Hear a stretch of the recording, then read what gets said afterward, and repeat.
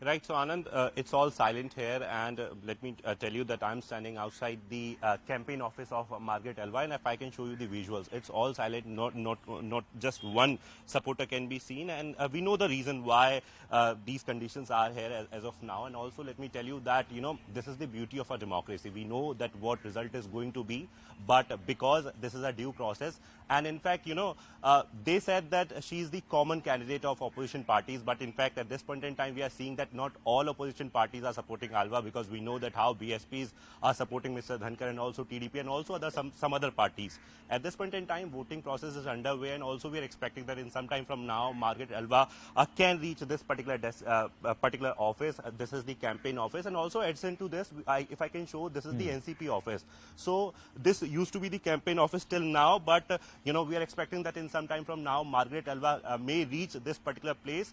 But we all know that what result is going to be, and we are going with the due process. By 7 p.m., we'll be getting the final result, which is, very much on the expected lines. But at this point in time, talking about the candidature, she's a strong candidate. But again, in a democracy, we need to go by the rules and regulations. So we are waiting for the final results, Anand. Margaret Alva, 80-year-old former governor of Rajasthan, governor of Uttarakhand, and of course 23rd governor of Gujarat and the 17th governor of Goa. So she is a very, very seasoned politician herself. She's a former union minister also in the earlier UPA government. She is up against Jagdeep Dhankhar, who will be moving on as the governor of Bengal. That was where he was at loggerheads with the Trinamool Congress, who surprisingly now are abstaining, and they're also telling some of their MPs that don't go ahead and vote. And this is within the Adhikari camp, because Shuvendu Adhikari has moved over and he is with the BJP, firmly ensconced in the opposition in Bengal. And meanwhile, his father Shishir Adhikari and brother Dibyendu Adhikari are Trinamool Congress MPs. So both of them have been very clearly instructed not to go ahead and vote, because the Trinamool Congress is abstaining from this entire voting process. So why is that? We'll try and understand, and how is it, and what are the wheels within wheels, the machinations that are running, and how have things changed. That's Jyotiraditya Scindia after casting his ballot, and he's also present there as far as the entire voting process that is on steadily. Parliamentarians coming in and casting their ballot. Prime Minister Narendra Modi leading from the front. That is the Civil Aviation Minister casting his ballot, Jyotiraditya Scindia, after filing in and signing in on the register, going into the curtain, and then signing in there as the Prime Minister did behind the curtains, casting the ballot, and then going ahead and doing it. So the former Health Minister also there for casting his ballot and making his way out. Gargi Nandi Roy, Hemant Atri with us, Tushar Gupta will also be joining us in just a bit. Hemant Atri ji and Gargi Nandi Roy, good morning. Let me ask you, Gargi Nandi Roy, the number of parties who are now suddenly in the NDA camp. There is TDP, we are given to understand. Akali Dal, which has moved in.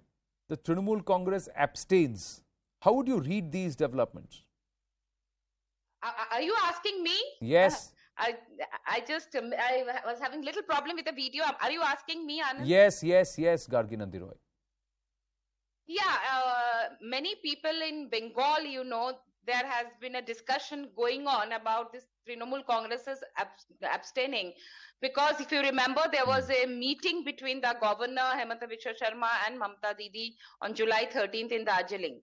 So there is a lot of discussion in Bengal that there is a setting between Modi and Didi, but I personally don't want it to be like that, because we want the people, the culprits in Bengal to be punished. And Mr. Jagdeep Dhankhar, if you remember, he had always raised voice against all the violence and all. He was so vocal. He has been the most vocal governor. So I think it would be good that if he becomes the vice president, why Didi is abstaining, she knows best. At least I don't want to listen to this, all the rumors going around in Bengal that there's been an understanding that Modi will not touch Abhishek, and that's why Didi is doing this. This is that I can tell you as a Bengali that this is the discussion going around political circle in Bengal.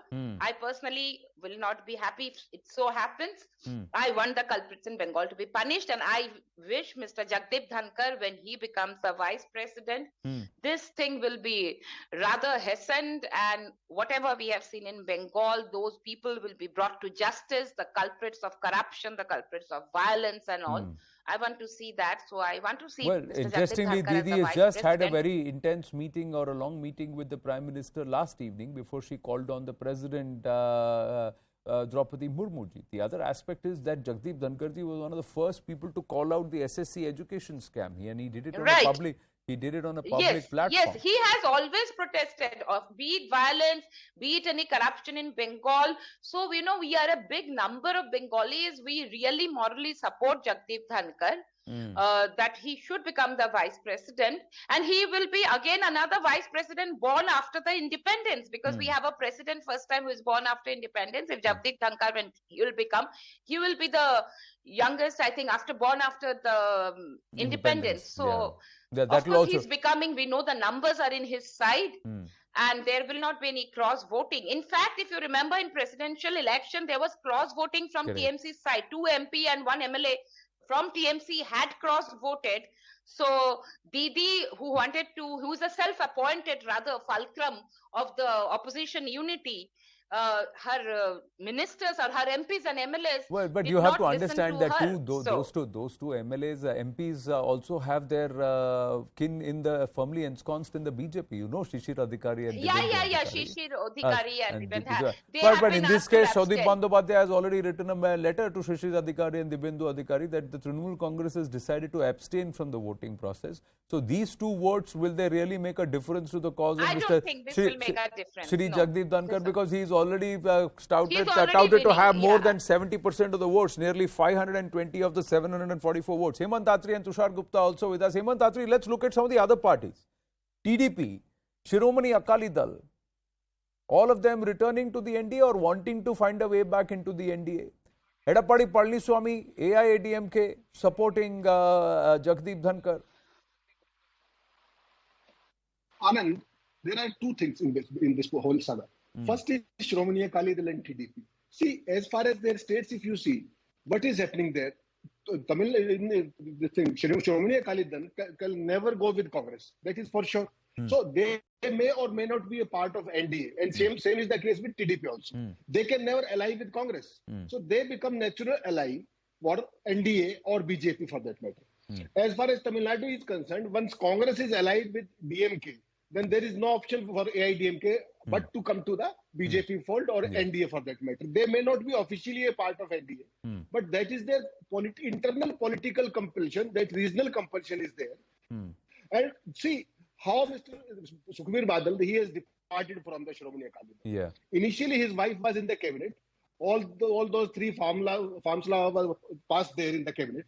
She continued there in the cabinet for 10 days, and once that farm agitation came, she all of a sudden resigned, and they said that we are out of the NDA. After that, you take up any issue, right, from Prime Minister's security in Punjab to presidential election to vice presidential election now to any policy matter. They are always with BJP.